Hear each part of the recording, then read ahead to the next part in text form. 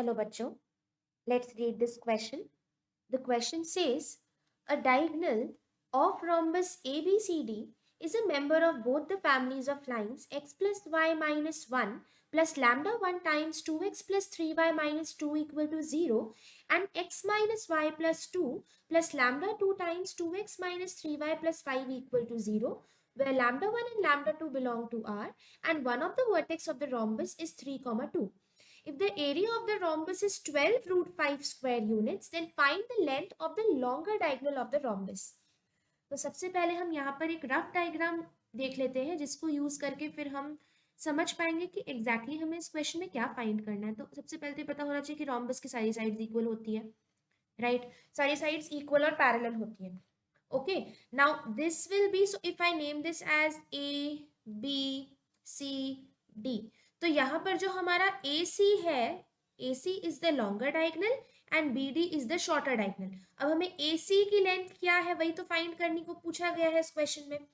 अब वो फाइंड करने के लिए हमें क्या क्या रिलेशन गिवन है, तो अगर हम ध्यान से देखें पॉइंट डी को, तो पॉइंट डी से दो लाइंस निकल रही है, एक टूवर्ड्स पॉइंट ए और एक टूवर्ड्स पॉइंट सी। ये दोनों लाइनें सेम पॉइंट डी से ओरिजिनेट हो रही हैं, तो मैं कह सकती हूँ कि ए डी और D C is a pair of concurrent lines. जो गिवन है कि इसमें से एक family x plus Y minus 1 plus lambda 1 times 2x plus 3y minus 2 equal to 0 को बिलोंग करता है। सिमिलरली अगर मैं पॉइंट बी को देखूं तो यहाँ से भी हम दो फैमिली ऑफ लाइंस देख सकते हैं, दो लाइंस देख सकते हैं B C and B A which are originating from the same point. That means this is another set of concurrent lines और इसकी इक्वेशन हमें गिवन है x minus Y plus 2 plus lambda 2 times 2x minus 3y plus 5 equal to 0। अब हमको ये भी given है साथ साथ कि इन चारों एबीसीडी में से कोई एक वर्टेक्स है 3, 2। तो हम और हमको ये गिवन है कि इस रोम्बस का एरिया क्या है, तो इससे हमको फाइंड करना है कि हमारी एसी की लेंथ क्या है when all these things are given to me. तो आई होप आपको एक बेसिक आइडिया समझ में आ गया होगा कि इस क्वेश्चन में हमारा अटेम्प्ट क्या होगा फाइंड करने का। तो की कॉन्सेप्ट्स हमें यहाँ पर सबसे पहले देखने होंगे हमारे इस क्वेश्चन के। तो की कॉन्सेप्ट्स में सबसे पहले हमें ये पता होना चाहिए कि अगर हमें इस केस में जैसे दो इक्वेशन गिवन है, टू फैमिलीज ऑफ इक्वेशन, और ये किस फॉर्म की है, a1x plus b1y plus c1 plus lambda times a2x plus b2y plus C2, then this basically represents family of concurrent lines। यानी कि इसमें जब हम A, B, C के करस्पॉन्डिंग वैल्यूज पुट करेंगे तो हमको अलग अलग लाइंस मिलेंगी जो एक सिंगल पॉइंट से ओरिजिनेट करेंगी। ओके, और इस पॉइंट ऑफ कॉन्करेंस को हम कैसे निकालते हैं, by solving the two equations I get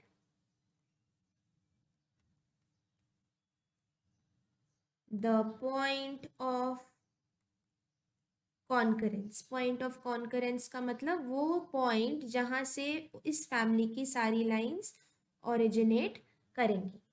okay, second की कॉन्सेप्ट जिसकी हमें यहाँ पर जरूरत है वो है डायगोनल्स ऑफ अ रोम्बस। ये एक ज्योमेट्री का कॉन्सेप्ट है, हमने बहुत बार इसको यूज किया है। Diagonals of a rhombus are perpendicular bisectors of each other, perpendicular bisectors of each other। Okay, third की कॉन्सेप्ट जिसको हम यहाँ पर यूज करेंगे वो है if two lines are perpendicular, if two lines are perpendicular then product of their slope, where slope are m1 and m2 will be equal to -1।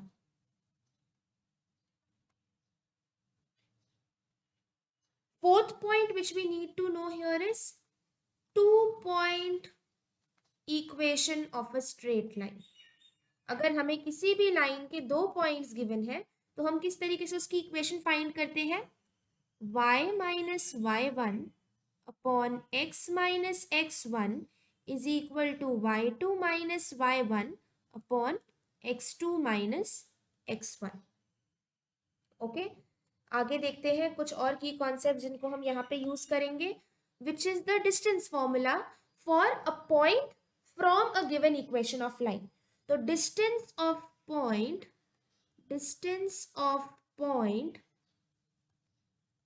x1 comma y1 from line ax plus by plus c is given by modulus of ax1 plus by1 plus c upon under root of a square plus b square plus c square।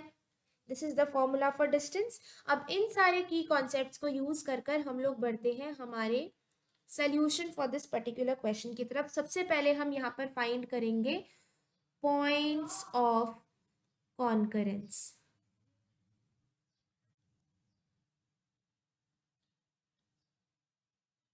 तो family one हमें क्या given है, x plus Y minus one plus lambda one times 2x plus 3y minus two equal to 0। तो अगर हम इस equation को और इस इक्वेशन को सॉल्व करेंगे तो हमें हमारे पॉइंट ऑफ कॉन्करेंस मिल जाएंगे।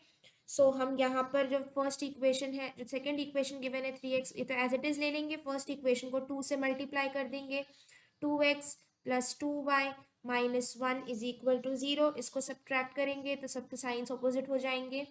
तो फाइनली हमें यहाँ पे नीचे मिलेगा y इज इक्वल टू 0, और y इक्वल टू 0 हम जब हम पुट करेंगे तो हमें मिलेगा x equal to 1। Therefore point of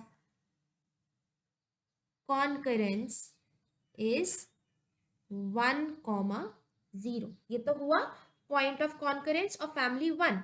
अब ऐसे ही हम फाइंड करेंगे point of concurrence of family two. तो फैमिली टू की अगर हम बात करें तो हमें इक्वेशन गिवन है x minus Y plus two plus lambda two times 2x minus 3y plus 5 equal to 0। अब इस केस में जब हम सॉल्व करेंगे तो अगेन तो हम सबसे पहले ले लेते हैं फर्स्ट इक्वेशन को हम 2 से मल्टीप्लाई कर देंगे, 2x minus 2y plus 4 equal to 0। Second equation as it is ले लेंगे, 2x minus 3y plus 5 equal to 0। जब हम इन दोनों इक्वेशन को सब्ट्रैक्ट करेंगे तो हमारे साइंस ऑपोजिट हो जाएंगे, ये कैंसिल हो जाएगा। यहाँ पर बचेगा y, यहाँ पर बचेगा minus one equal to 0। This will imply that y is equal to 1, और y इक्वल टू 1 को अगर हम इसमें पुट करेंगे तो हमें x की वैल्यू मिल जाएगी -1। देयरफॉर इस केस में हमारा जो पॉइंट ऑफ कॉन्करेंस है that will be equal to -1, -1। तो अभी हम फैमिली वन और फैमिली टू की point of concurrence find out कर चुके हैं। अब हमने देखा था कि एक्चुअल में ये पॉइंट ऑफ कॉन्करेंस ए या सी होंगे, ए और सी होंगे, या फिर बी और डी होंगे, राइट। तो हम लोग को, तो हमको 2 पॉइंट मिल गए। तो हम इन 2 पॉइंट से अगर एक 2 point form of straight line की इक्वेशन निकालेंगे तो वो इक्वेशन एक्चुअल में एक डायगोनल की इक्वेशन बनेगी।